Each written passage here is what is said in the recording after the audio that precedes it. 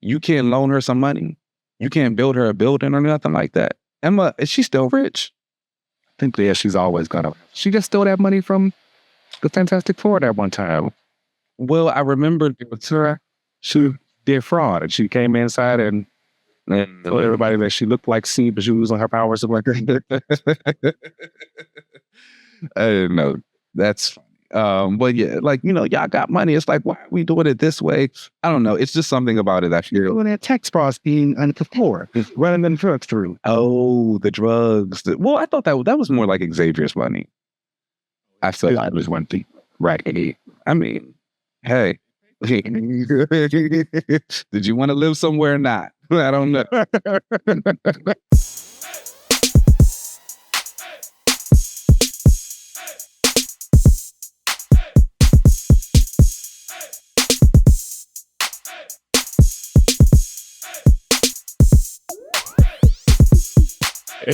All right, y'all. Welcome back to another episode of Another Relaunch.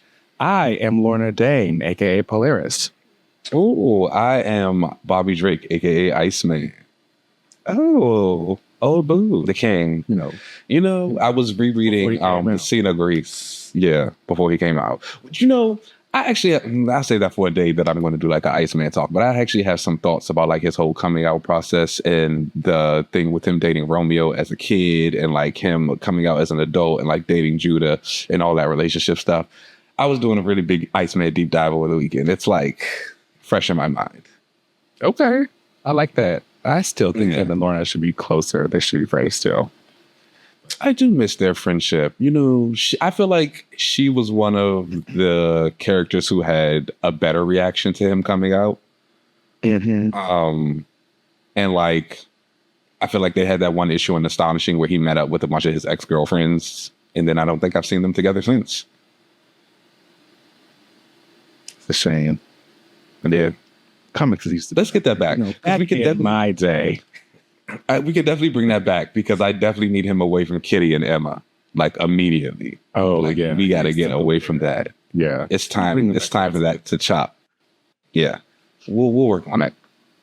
Yeah. Anyway, how are you? I'm doing good. DC got like a little summer tease this week. It has been like cold and raining and blah blah blah blah for whatever. But from like I want to say a good 5 days, it was like 80 degrees. Every day. It was amazing. Oh, that's great. And then the next day, the last 80-degree day, it snowed. But it was like raining and sleet first. Then it snowed. Then the sun came back out. And I think by like the end of the day, maybe like 6 p.m., it was back up to like 60 degrees and the sun was out again. And then it got cold again. And now we're back to like 30 degrees. So it's been fun. The 5 days were lit. Let me tell you, you could not tell the people it was not summer. Everybody was outside in their shorts, in their flip-flops. They were at the rooftop bars. I went to one myself. I'm not going to lie. We had a good time. Outside. Yeah. I was like, oh, this was not a good idea. It was the end of one night. And I was like, oh, yeah, I'm about to do this for the weekend. I was like, oh, wait, I have to go to work tomorrow. It is not Friday. I'm doing a little bit too much. They let you reel it back here. Yeah. All right, let's go ahead and get into the, I'm good. The hell you sound, like I'm not going to ask you what you're doing. I was like, ain't really so much going on. We could really move past me, but like, yeah, I'm really ain't doing too much. Just been working, Weather out here is nice, but like it's always been nice. I guess it's not as cold anymore. I have completely acclimated to this weather, and like 60 degrees it's a little chilly to me. So, okay, yeah, you really acclimated. Because again, the people was hot in 65. No, that's a little chilly. All right, well, let's go ahead then and get started into these updates and everything. First of all, I want to go ahead and give a shout out to the History of DC Universe, the Dakota Incident. It reached its second printing because it sold out everywhere. Oh, we love that. And yeah, definitely want to give a shout out to them. I love everything over there. Y'all know I'm a huge Static supporter. they got a new variant cover by Dan Mora, doing a really cool static cover. So if anybody, That is cool. Okay. get that. They need to go ahead and greenlight Static #1, Rocket #1. Hello. Like, let's get those in motion. They also announced the Fantastic Four First Steps Shalla Bal #1. It is written by Charles Soule and Mark Buckingham. Now, these two issues are like insane. And do you think that the comics should start to have their own separate like world universe?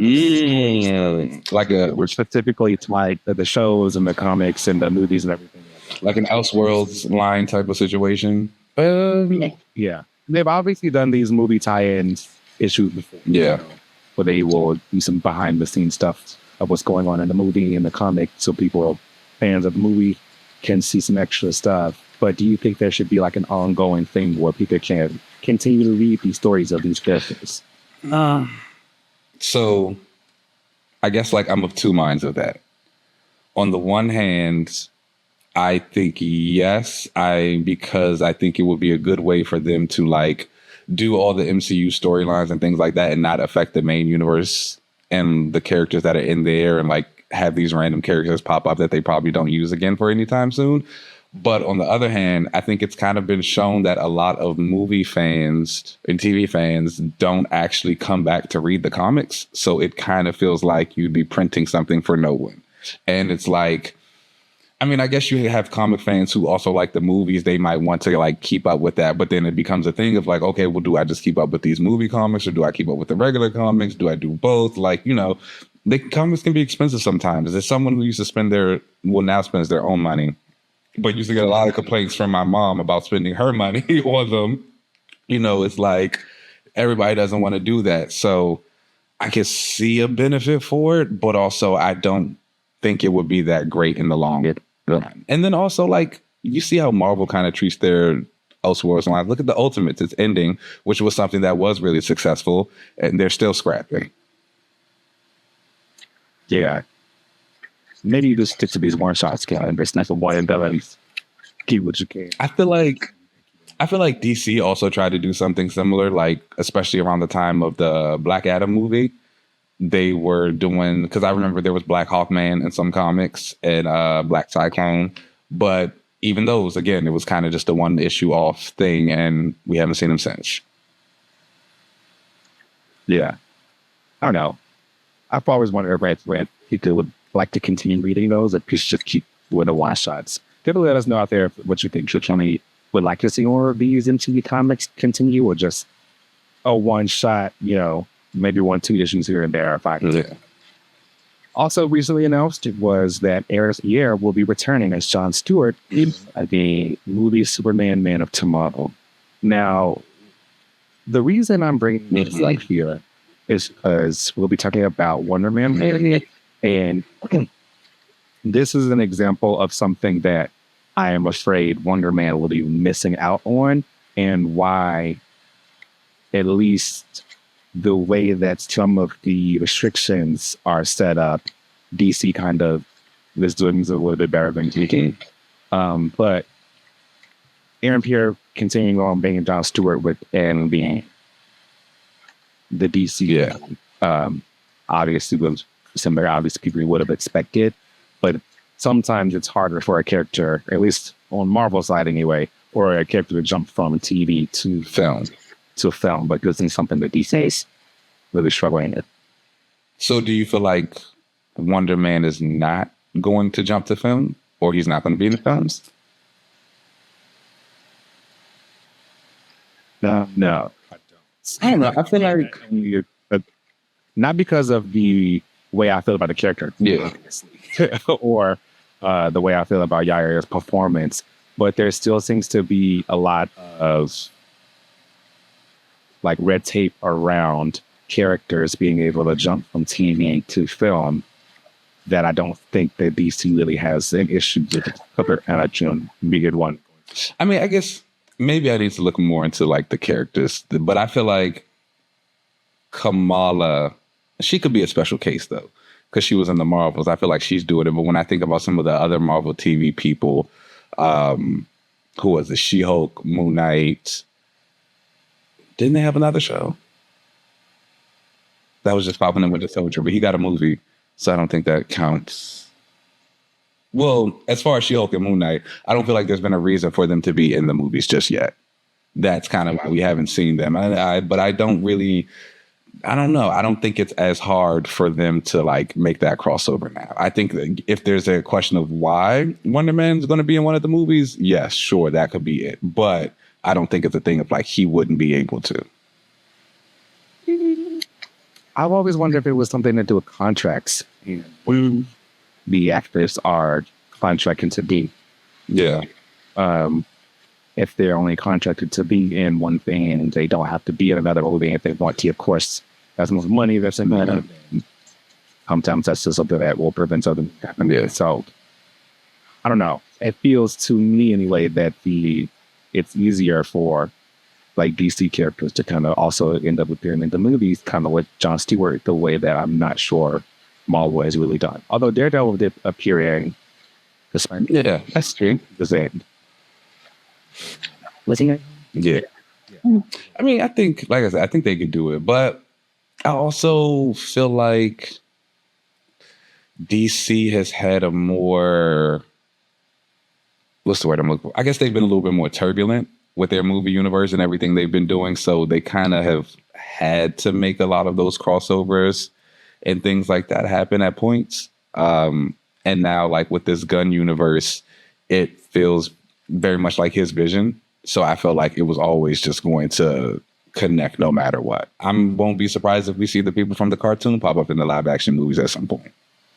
See, the most time that already. It will also be interesting to see the difference as far as John Stewart going from the TV show that we just saw the trailer for that did not have a lot of green to being a Green Lantern in the movie where I expect there to be a hell of a lot of green. Lots of green construct. Everything. Yeah. We'll see. All right. Well, that's all we have. Well, let's go ahead and take a break. And we'll come right back. Cool.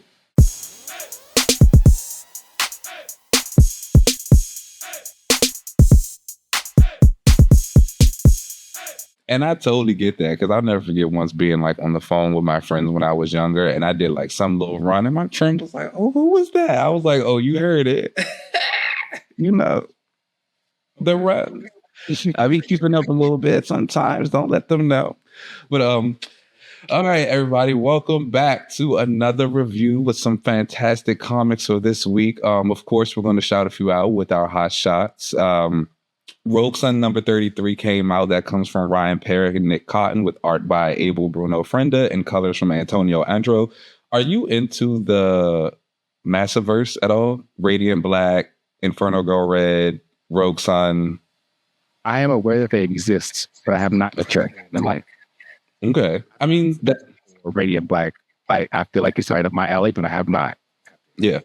Yeah. I mean, that's perfectly fine. I'm not like super into everything in the Massiverse, but I do read Rogue Sun.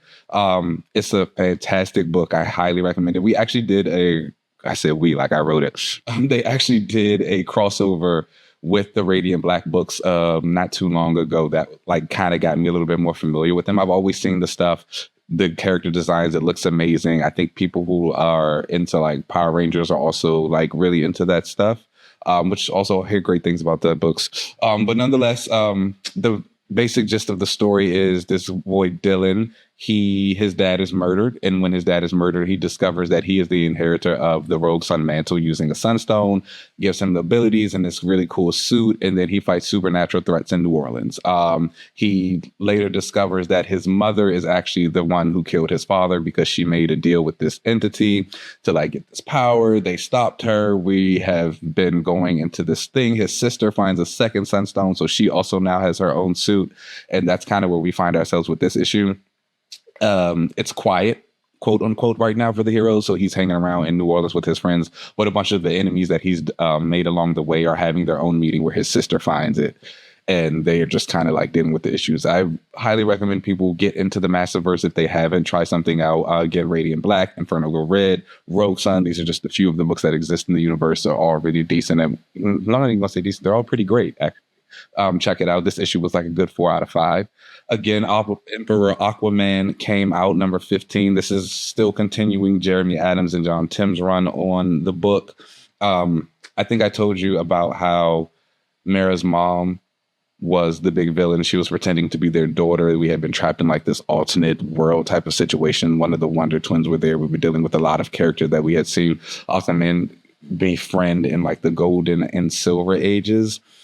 We're finally kind of getting past all that. He's reunited with Mara. They fight her mama. She gets away. But then like she basically lets him know about everything about Atlantis, how everything is okay. He reunites with Garth and Jackson and Andy, his actual real baby. And then he decides, we got to fix things. And he decides to become the emperor again. The issue ends. I'd give this one like a 3 out of 5. It's question down. I mean, it never really clicked up, but I think I'd say we're at least level now. We're just moving straight. So that's the thing. And then my final hot shot of the week is Storm, Earth's Mightiest Mutant #2 was out this week. It was a really great issue from Mora Ayodele, Frederica Manson, and Java Tartaglia doing the colors. This issue, I think, gave a lot of what we wanted from the original Storm series in terms of like showing her in her Storm Sanctuary and like why it exists, how she's helping people. We really see Storm being the premier superhero that she wants to be. She is being Earth's Mightiest Mutant. She is making declarations to the people, talking about like why she saves them, why she is doing this. She's leaving her storm engines around to protect people. I do think there's some things in it that are happening, like with the FBI and Galactus, that feel a little bloated to the stories. And like we only have 5 issues, so I feel like it's something that could have been cut, but that could be just me. I personally felt a lot of that cosmic Galactus Eternity stuff from the Storm series was a little bit of the weakest. So if we had to scrap something, that would have been it. And getting into our main books of the week, we're going to start with you. I know you're continuing on your DCKO journey, and you finally got to issue 3 this week. Tell us what you thought. Let's see. We hit the turning point yet. Okay, so I don't know what y'all have been talking about, but I'm still living it. So this issue, again, is being written by Scott Snyder. Where's on? That is, it's right. It's Scott Snyder, as well as Josh Williamson. He did the Prelude with art by Javi Fernandez and Hermenico, as well as being colored by Alejandro Sanchez. Now, this issue continues from the last one, where we now have the different contestants that are still left in the tournament. That is Superman, Aquaman, Wonder Woman, Cyborg, Zatanna, Green Lantern, that's Guy Gardner, Lex Luthor, and Joker. Now, I guess that's the heart that's been speaking to them this entire time, the King Omega heart, the Apocalypse heart, I should say. He says, all right, y'all, here's time for the next round. Everybody here, you're going to have a fight. You've been like fighting by yourselves. Now you're going to be fighting with someone. But the person who has the most King Omega energy, you get to choose your partner based off anybody in the cosmos and anybody from any of the universes. And that person is Joker. And Joker gets to pick first. He gets to pick anybody he wants to, while everyone else can only choose options that are pretty much in front of them. They can either choose a friend or a foe. And the way that their choices go are Guy Gardner chooses Hal Jordan, Superman chooses Shazam, Lex Luthor chooses Supergirl, Aquaman chooses Hawkman, Wonder Woman chooses Big Barda, Cyborg chooses Connor Hawk, which like didn't make sense to me, but it made sense later to me in this issue. And Zatanna chose John Constantine because like, who else was she gonna pick? And Joker was being, she could have picked a lot of other people. It seemed like that's all she really knows is John. So I didn't really expect too much from her picking anybody else. But it was really cool to see all the other like choices that people picked. I I didn't realize that Aquaman and Hawkman have like this big like respect for each other for being warriors and stuff. They kept calling it how they were. You can. Yeah, I thought that was kind of We get into it. Diana and Big Barda, of course, out here whooping ass together. Cyborg explains that he chose Connor because of like the way that he fights. Because he was like, you know, the way that you fight is specific to like the way that you were trained, and we're fighting these warriors, and the way that you're training is around this thing. That was interesting. Batman chooses. I'm sorry, not Batman. The Joker chooses the Batman who laughs, and everyone's like, "Oh my gosh!" Like, I can't believe you picked him. John Constantine used magic to say, "This isn't right. Like, why don't you reveal who this actually is?" Turns out that Joker chose Mitzelpick, which is like that. I think he's a fourth dimensional imp. The little thing The little imp. that be popping and popping in and out. I can never say his name. I'm shocked that you just like rolled off the tongue with that.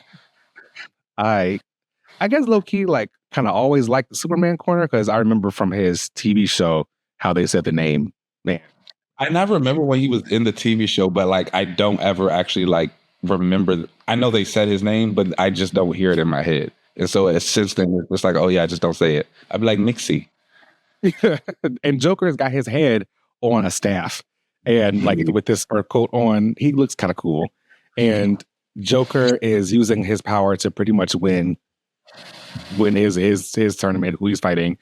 And Connor and Cyborg are still fighting Wonder Woman and Big Barda. They've got this big, like, long drawn out fight. Cyborg is like, you know, I'm going to learn and download how you fight so that I'm basically now fighting just like you. So it's two of us together, which I thought was interesting.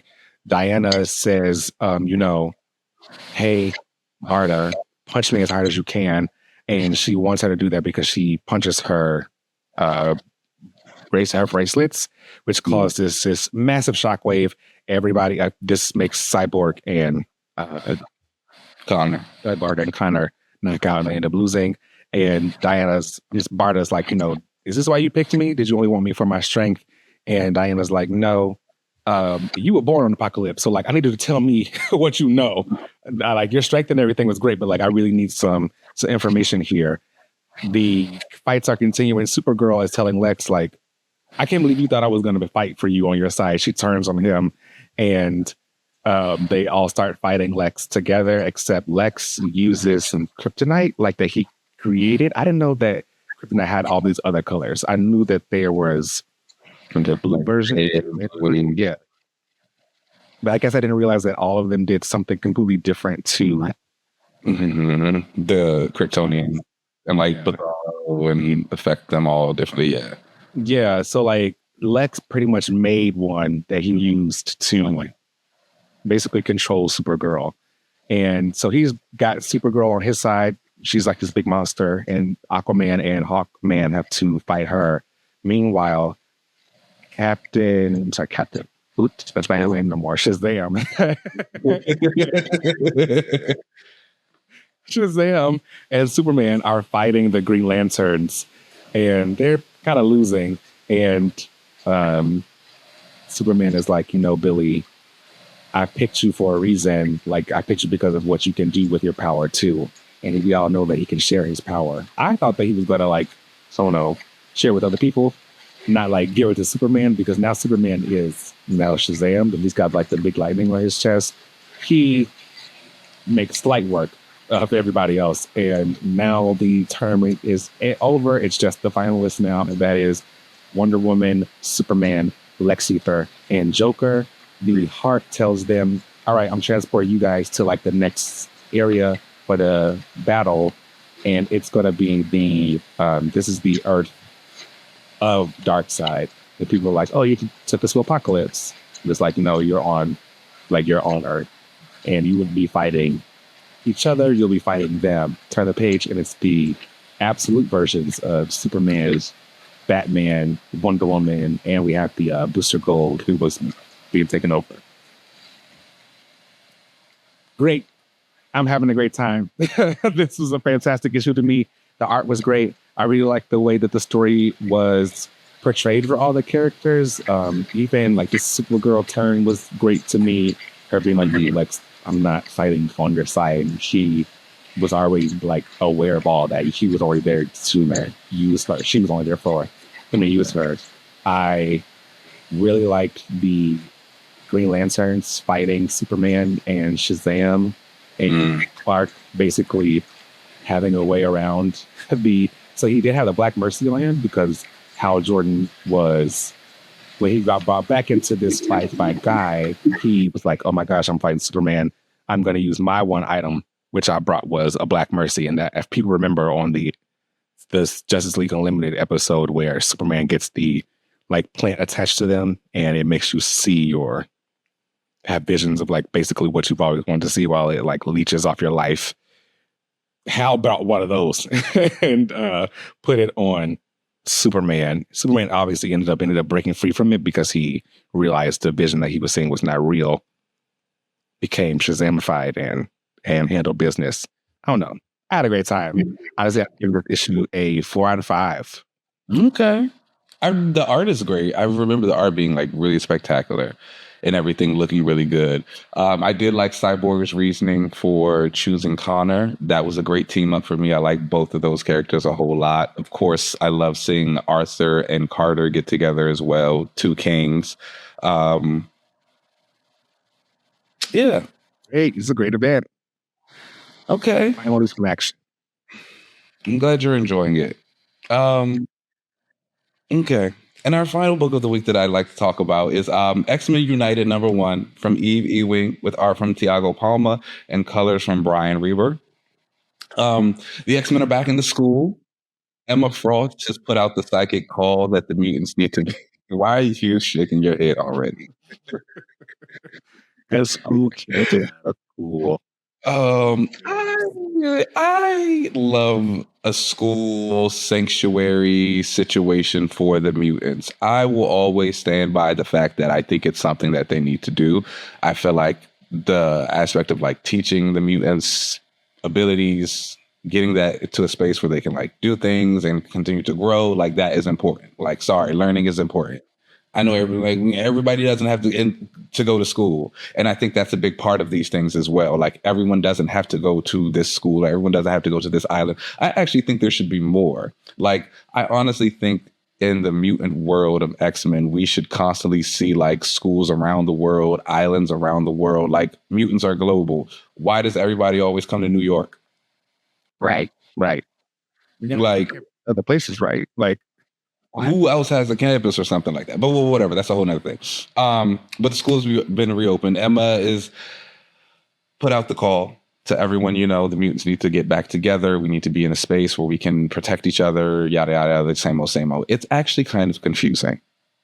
They make it seem like this is like this psychic realm, astral plane type of situation, but we have this character Rift. He is one of the new kids that's been introduced in Exceptional X-Men. He is like, we see them all physically walking through portals. We see him teleporting people, places. I honestly think a lot of things about this book were like very strange. Just the hierarchy of the roles, like the new Exceptional kids, they're student mentors to like the student body, and like everybody else are just students. That's yesterday. They are using sinister tech. They've repurposed it with the boy Axel to like help them detect people and like keep themselves quote unquote safe. There is this new clone of Lockheed that was also created by Sinister. It has like a little yellow patch on its back or something. So now they're calling it Marigold. We've been reading comics for a long time. We've been reading X books for a long time. We know a lot of characters. We've seen a lot. There are a lot of deep cuts in there. Even some of the deep cuts in this issue, I was like, who is this? Why are we seeing this person here? What's going on? Cyclops is very much against this idea of the school. He's using that rhetoric that putting mutants all in one place is dangerous. We're a target. We shouldn't be doing this. We've tried schools. It doesn't work. Kitty's like, even Xavier told us to do this. Da, da, da, da, da. You're being a jerk. That's her whole thing. And that's always, what else she gonna say? Rogue is doing her, I'm here in her accent. Just going with the flow. That also feels very weird to me. Let me say, I him like a month ago. she's wishy-washy. I think they solved that, but she's fake anyway. But the whole thing is the rhetoric of like, oh, we're all in one space, we're targets. That doesn't work for me either. The entire thing about being a mutant is that you are different from everybody else. You have already been like set apart. You are a target everywhere you go. And again, just like I was saying earlier, no one is forcing everyone to come to this like psychic school, or no one's forcing everyone to be all in one place. People are there because they want to be there. They want either the community or the protection that other mutants might add and they might hold. And it's like you say, oh, we're all targets in one place. Okay, it's still like 10 of y'all in Alaska. Are y'all not targets there? In your shack? What does it matter? So I think that whole thing is like very forced and weird. Now I can understand if you try and get the characters to come from an aspect of like, oh, I just don't like how you're running this. I don't think this is the way to do it. I think that was actually something that was done really well when Cyclops and Wolverine had their schism. Like Wolverine still had his school, Cyclops had his people. Again, it was kind of the same thing that's happening right now, or a similar situation that's happening right now. But again, it wasn't necessarily though, stop what you're doing completely. It was just like, I just don't want to do what you're doing. That's fine. All in all, the issue, I feel like it had a lot of good ideas. I feel like I see the path. I'm not really walking it yet, but like, I think that there is some stuff that's going on that could be very interesting. It just needs to work out the kinks. The book kind of needs to feel like, it doesn't really feel like it knows what it wants to be yet. And it's very strange because I think Eve Ewing is a good writer. She does characterization really well. I think she's really great for like that slice of life, heart to heart type of stuff with her characters. But I think my personal opinion, while she writes good comics, I don't think she writes good cape comics. Like, as far as like the superhero aspect of it all and just like really bringing that together. I think like if it was really just character focused, it really would excel. But I feel like here she's trying to mix in like, oh, the quote unquote X-Men. This is what they do. This is what it is. But it's like, it feels weird. It feels tacked on. The addition of the Sinister stuff is also very strange to me. I feel like we are now in this space of, there are so many tech geniuses. There are so many like scientists, geneticists. There are so many mutants who have like building abilities. There are so many just regular people who can build stuff. Like having to repurpose Sinister tech, one of our biggest enemies that has always gone wrong. It just feels so clumsy and lazy, and it makes the characters look incompetent because it's like, why are you doing this yet again when you just had a problem with Sinister at the end of your last book? So you're going to use his stuff? It just doesn't make it. The Phoenix is dreaming and she's back on Earth. Why wouldn't they just have her help with some kind of psychic skill would make it? Tony was just married to Emma. I mean, not Emma. Yo, yeah, that's right. Tony was just married to Emma. I thought I said that backwards. Yeah, they were just married. Like, you can't loan her some money. You can't build her a building or nothing like that. Emma, is she still rich? I think, yeah, she's always gonna have. She just stole that money from the Fantastic Four that one time. Well, I remember she did fraud, and she came inside and told everybody that she looked like Sue, but she was using her powers to like this. I didn't know. That's funny. But yeah, like, you know, y'all got money. It's like, why are we doing it this way? I don't know. It's just something about it. I feel doing a tax fraud scheme under the core, running them drugs through. Oh, the drugs. Well, I thought that was more like Xavier's money. Oh, I feel it was one right. I mean, hey. Did you want to live somewhere or not? I don't know. But yeah, like, I don't know. It just feels, it feels a little like clumsy, and it's sad because again, like having the school back, having like all the mutants in one spot, I think that's really cool. I'll always support them like being in that type of situation or just having that aspect, even if there are 15 other books going on. If we still got just one school book or something where there's a student body and mutants training, like cool. This, it's just lacking. And it's sad. I hope that it gets a little better, but like even next issue, from what I'm seeing, that this is more like rotating casts. People will come in and out. Next issue is Jitter, Wolverine and Axo teaming up with Captain America to go in the past? Why are we opening up a new school to get into this new era of mutantdom, and then we jumping into the past with Steve Rogers? We're already like messing up. So I would give this issue a 2 out of 5. Again, I see the ideas. Like, I feel like I get what it could be. I feel like there's a lot of potential there. There are some really nice character moments throughout, with a couple of other people. The student body could be interesting. Prodigy's around. He's got a little bit more of a role, which is also brings me to another point. Like, Prodigy being here, all this stuff we're doing, we could have been doing a lot of this in NYX. You didn't have to cancel that book at all. Yeah. Stuff like that always makes these relaunches feel so inconsequential, because like this could have just been that. We could have just been continuing on that story, and Eve could have been telling her story about Kitty in Chicago with her kids and how she doesn't want to be a mutant. They know NYX. No, I think the right writers were on NYX. But what do I know? Exceptional could have kept going, and I feel like that would have been fine. Is this one of the same thing as Exceptional? It's got the same cast. No, this has like a huge, like there's a large student body in this issue at least. And there's another thing, like the danger room they're in, they do make a comment like with the students about how Trista and all them are the student mentors. And there's these 3 characters, Animalia and Ben and Galora. And they're like, we're adults. Why are these kids training us? But they're also not good with their power. So Wolverine's like, oh, you can't do this and that. So like, maybe you do need to be here. But it's like, I can be here, but I can be trained by adults.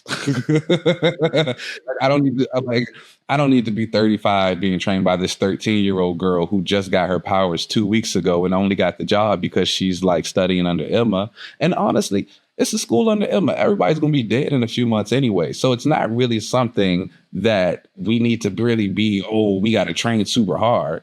And you training me by a 13-year-old. That already tells what happened now. So that was that. Kind of a disappointing start to what was supposed to be like something very exciting and new. I'm hoping that it turns around.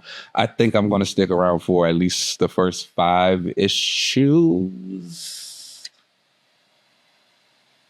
3 to 5. We'll see how it goes. I'll skip 2 because I already know 2 is not something I'm interested in. I kind of don't care about the X-Men going to the past. So Captain America, I'm sorry. So, yeah. But yeah, those are the books of the week. You guys let us know what you think, what you read. If there was something that you think we should be reading, we're always excited to hear recommendations. Yeah. Let's go ahead and take a break and then we'll come right back. Cool.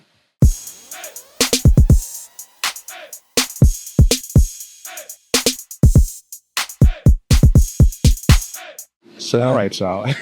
Welcome back to another relaunch. This is the rewatch section of the show. And this week we'll be watching and discussing episodes 7 and 8 of Wonder Man.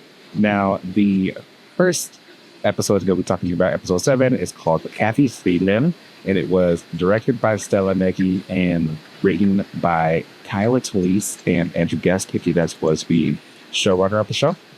The finale was called Yucca Valley, and it was directed by Stella Meggy and written by Andrew Guest. Now, the episode 7 opens with something that, again, hit me a little close to home because Simon and his dad are dropping off his older brother at school, and Simon obviously doesn't really want to go into school because he's like, I'm listening to the thing to go and kill this something. And his dad calls him out of school so that they can go and see Wonder Man. And I didn't really get picked on like that in school, but this is the moment where my dad did. He called me out of school so we could go see Star Wars together. But actually, like, I want to say for the first 3 episodes you picked at, for episodes 1, 2, and 3, I vividly remember episode 3. There was going to be a geometry test, and I was like up in a grade above the math that I was supposed to be in. Period. There was going to be a I was in geometry and I was supposed to only be in algebra. But I was in geometry class and our geometry teacher was like, oh, there's an exam. And it was the same day as Star Wars. And I asked if I could take the exam early. And I did, so that I didn't have to go to school so I could ditch and go see Star Wars. So Crazy. hey, My parents never took me out of class early to go see the movies. I would have loved that. I mean, they would let me play hooky occasionally, but it was never like, oh, yeah, we'll come get you to see this movie. And they would definitely like, stay your ass in school. No, my dad was like, you want to go? I was like, yeah, I do.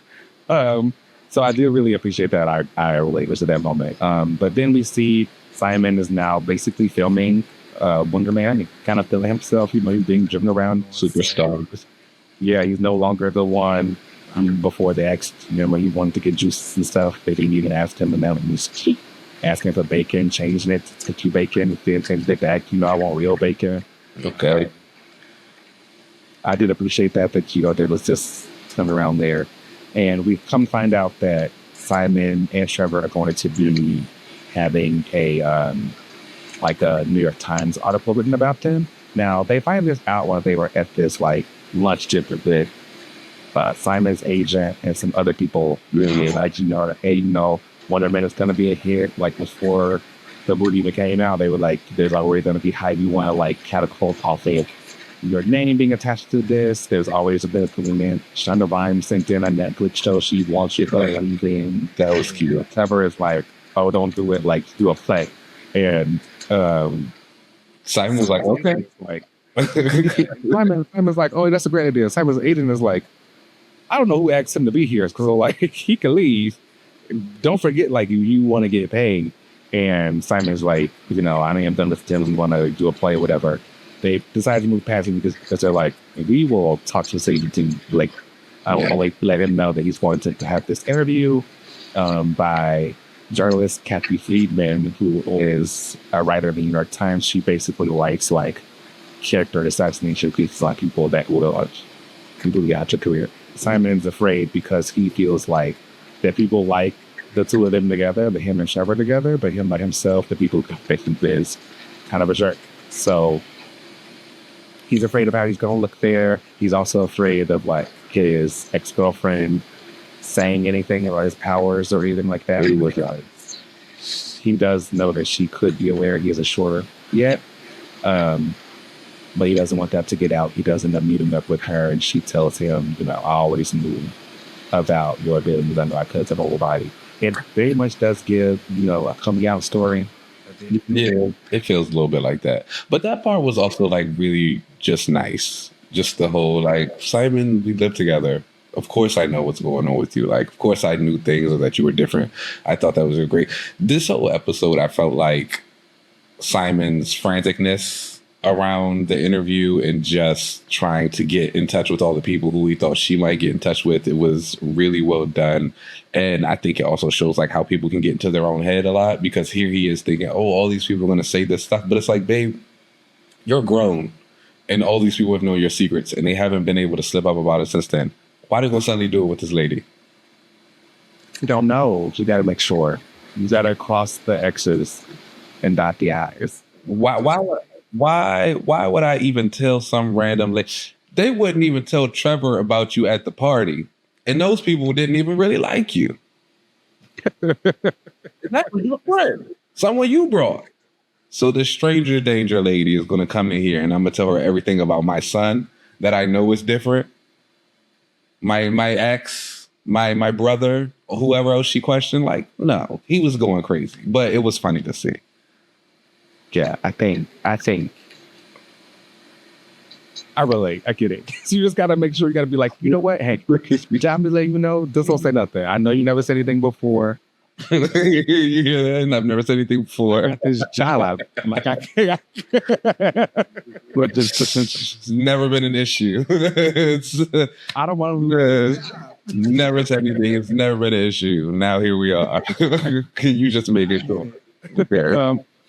Ultimately, we do end up seeing that Trevor was being, malicious and working with the DODC.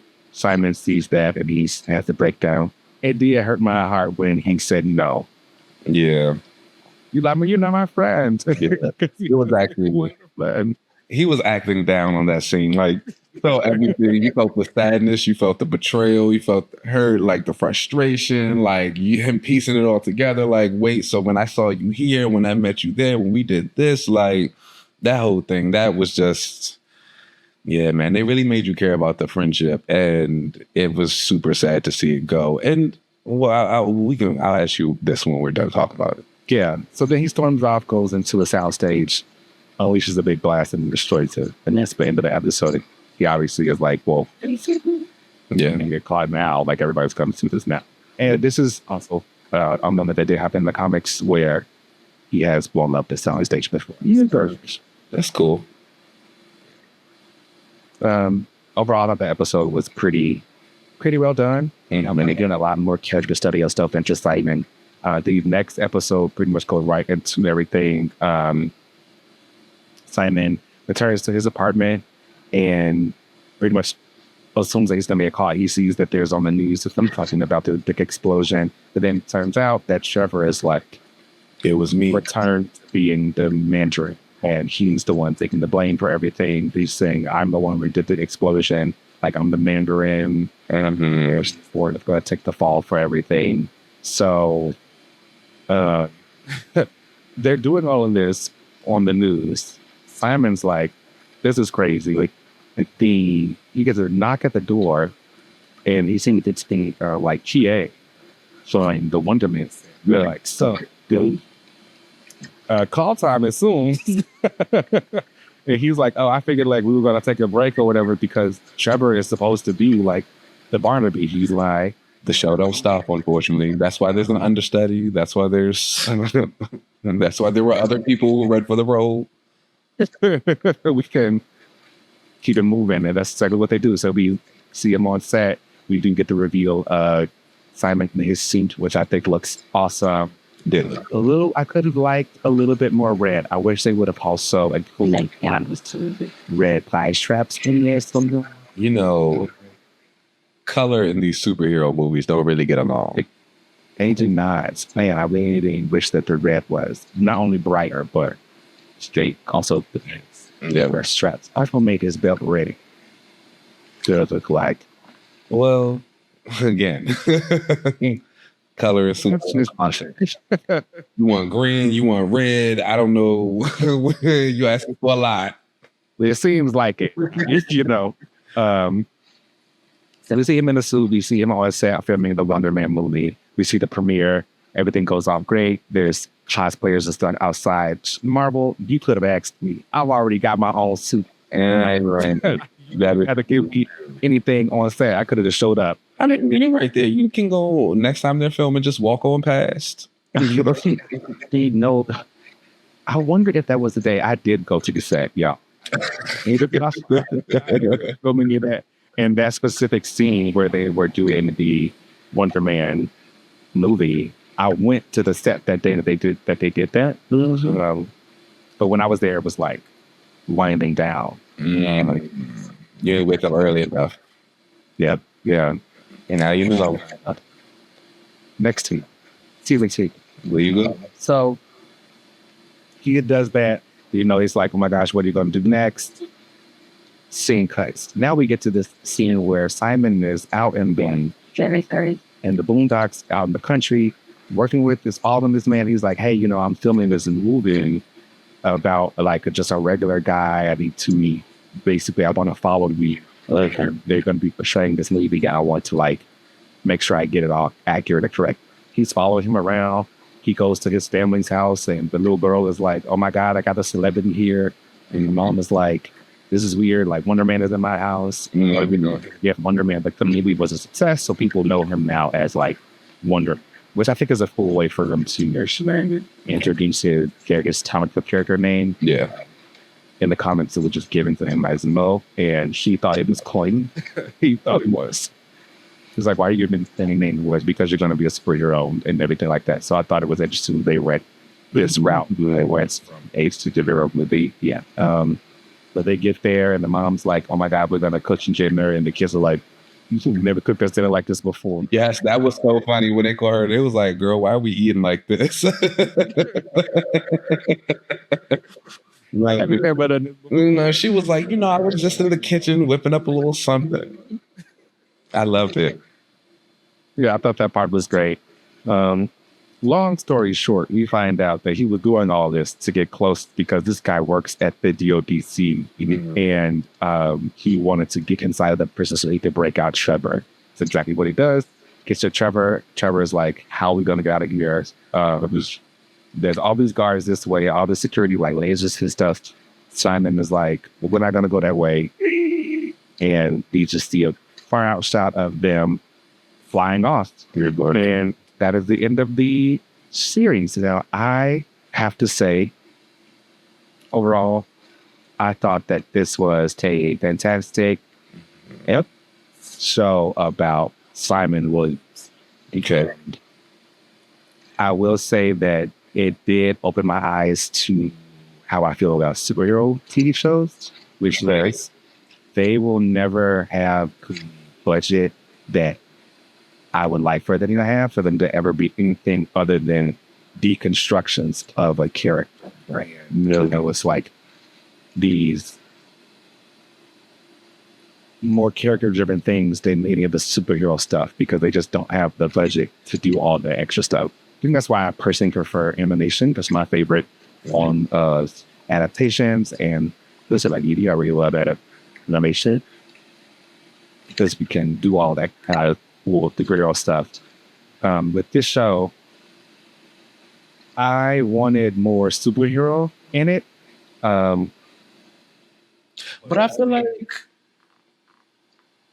Well, go ahead, finish. Once they pretty much announced that this was going to be about Simon Williams and Kim Sure, I kind of was going to meet them where they were, and I knew this was not going to be a big superhero show that were this, with all these big explosions or whatever. They just don't have a budget with them. So I met them where they were, and this being a show about Simon, that would be fantastic. I think for him to get any of the superhero things that I would like to see, he'd have to appear in the movies, which is kind of what I was talking about earlier with John Stewart and Pierre, which is him already being cast in the next film. He will be able to be still the superhero that I want him to be as far as looking at his concerned. Okay. Simon Williams, I'm not sure if he's going to be in a movie, so I'm not sure if he will ever really get to an opportunity to really do any of that superhero stuff. My personal way that I would go with this character would just be to obviously go right a season 10 and season 1 was great. Put him in a movie where he does the big superhero things because his Wonder Man, people know him meant for his powers and that ionic edge for him. He helps out the Avengers and he's an Avenger and all that kind of stuff. Then for his season 2, show him dealing with these. Kind of like the ending of this show where he is now a popular person, but people only really care about Wonder Man, the cool superhero who they've seen, not only in the movie, but who they've seen help out with the Avengers. Versus Simon Williams, the actor, who cares about his character and his goals, his own personal things. People only want it. And it would be an interesting development for the MCU version of this character. But you don't... That was well done, but I think it definitely opened my eyes about the way that superhero TV shows are. Okay. This show, in my opinion, would not have done well if all of the episodes were coming out weekly versus the way that it did it officially, where they all came out at once. This show is entirely too boring to come out weekly. There's no superhero excitement stuff with it. Whereas a show like WandaVision, people also calling that show a little bit boring in the first few episodes, and she also did not use a lot of her powers until the end. Yeah. The MCU thing that they always do with the characters, just how you big superhero high game, but the there was a mystery about, you didn't know what was going on with her abilities, and you didn't know what there was going on about like the hex and all this other kind of stuff to keep people kind of coming back and entertained there. Simon, this is just about his character. So there wasn't any kind of like exciting moments for you to say, oh, you know what, let's come back, let's see what's happening next week, because I want to know what's going on with Simon Willem. You really just follow his story. And I think those types of shows can do well especially if you kind of temper your expectations and expect them to kind of get depth. Okay, so first of all, I would give this series a... Okay. First of all, I'll say fantastic series. Like, loved the acting. I really enjoyed the finale, especially the scene of him grabbing Trevor and like them flying out. I thought that was really cool. Again, those few flashes that we got of his powers, I thought they always looked really good. They did the ionic energy really well. Even when he was in the facility, kind of going around, him doing the little things to take out the cameras and just like make sure that nobody noticed him. All those things were awesome. To a couple of your points, I don't know, as I was saying earlier, I don't necessarily know if I agree about the superhero shows and the aspect of the budget. I think a lot of the shows do actually get a very big budget, but I feel like, at least for the MCU, that the point of these shows was to be more character focused in general. So that's just kind of why they went that way. I feel like if they wanted to do the big spectacle of powers, we have seen them like, yes, they can do it. They can spread it out a little bit better. But again, I've always said MCU and their effects and all that stuff from powers, it's always kind of shaky anyway. So I just don't know how good it would have looked, regardless of what the budget is or not. Simon and this aspect of your revelation of his powers and his, persona as a hero versus just like the celebrity and that character-driven aspect, I understand it, but at the same time, I feel like that's kind of like who Simon is a little bit. I'm not as super versed in all of his comics as you. I've never read like that one solo series he had like back in the day. I've read just mostly a lot of his Avengers appearances when he pops up there. And he's always, in the later ones that I've seen at least, has been like this pacifist character who's really only come around the Avengers as begrudgingly, I guess, or just to help Wanda. And I feel like that mold has kind of taken over the character a lot. So I feel like people were just following suit with that. Do I think he could be back to that like superhero, dual life, being a movie star type of situation? Absolutely. I think Dazzler is a really good example of a character who does the balance of like her pop star life and her mutant life constantly coming in to contact and her managing them. Like she realizes like, yeah, I might be on tour, but I'm still fighting some people while I'm on tour. Or like, oh yeah, I'm doing full mutant stuff, but like I might still go to a bar and pop a gig every now and again. I think a writer first has to really show Simon doing a better balance of that, because I feel like the last few writers over the years have just been like, no, he just doesn't want to do it.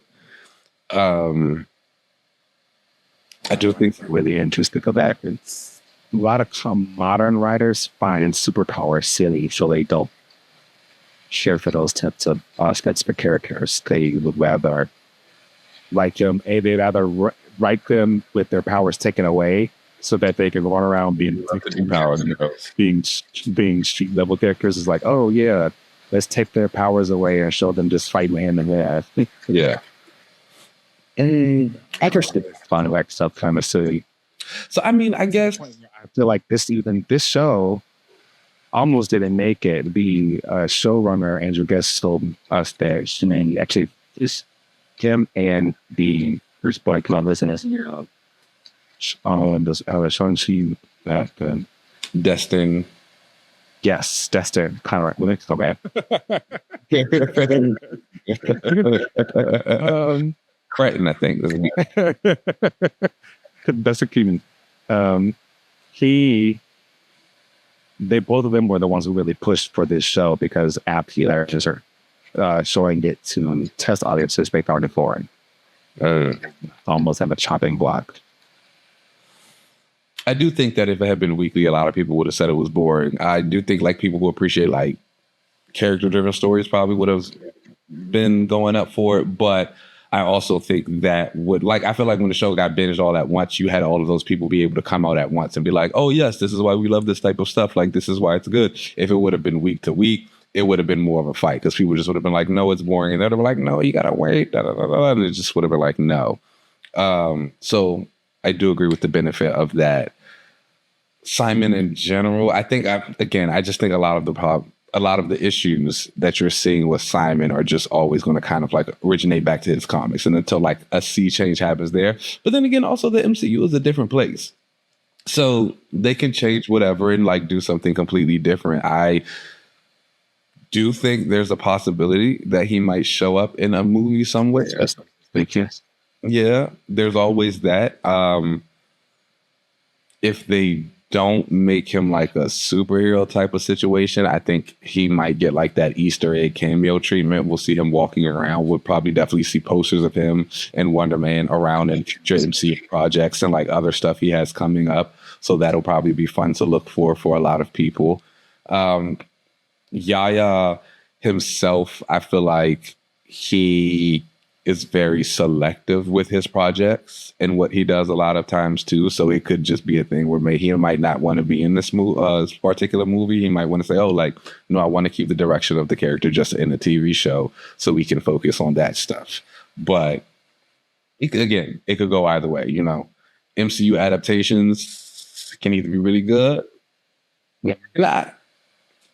But what I did want to ask you, and I think I might have asked you this before, I just want to say it again, like with the finale, seeing the relationship of like Trevor and Simon and all of that, do you think that this will kind of supersede that Simon and Beast relationship? Or is this supposed to be like that just repurposed? That's just Baptist repurposed. Even the fact of them making this movie and giving him the friend they call Barnaby, it's like they're very much worth that. But I don't think that they were going to see that because, yeah, I got stuff. Which will be another thing, could be another thing you see him in the movie for, because isn't Beast supposed to be in one of those versions? Doomsday. Oh, right. What's the war? And I'm sure they want to do that. They want to show the some of them. Yeah, give a little Easter egg, show that big friendship that's a big thing. So again, like keep hope alive. It really just depends on the contract. You know, don't rule anything out. You know, positivity wins the day. We'll see. I'm always. Make sure y'all pick up his Toto comic. It comes out next month. So. What would you rate the show as a whole? Yeah, I would give it an 8 out of 10. Really, really solid. I do agree. Like some episodes were obviously a little bit slower than others, but like the just dynamics that were there. I thought the acting overall was really great from everybody. The story of how they built up the Wonder Man movie and like acting and just all of that stuff was great. Just really enjoyable all around. I would watch it again. I probably will. Yeah. And I don't watch too many of the other Marvel shows. Just Falcon and Winter Soldier. We know I'll be watching a lot the other day. Yes. Faith. Yeah, I thought it was solid. Again, I really, really do hope I get some signer. Go ahead. Maybe we'll see there in the comics. Then we'll see it in MCU. The letters, and then you had Marvel Rivals Federation. That was just great. You realize about their guys, so dude, that would be nice. That'd be nice. More for that game. All right, y'all. But that brings us to the end of the show. Please make sure you ring subscribe us wherever you get your podcast. You can email us at anotherrealizer@gmail.com. You can find us on Twitter and Instagram at Another Relaunch. You can watch us on YouTube at Another Relaunch TV. You can find me on most social media platforms at UncannyLZ, except Twitter, because like, oh yeah, It's not funny. It's not funny, but the civilization is crazy. We'll find a way to fix that. It'll be fine. We Keenan, where can I find you? You guys know you can. I'm still on Twitter and Instagram at Keenan Lance, where you know there's an underscore at the end. All right, y'all. Let's get up out of here, and we will catch you next week. All right. Peace. Peace out.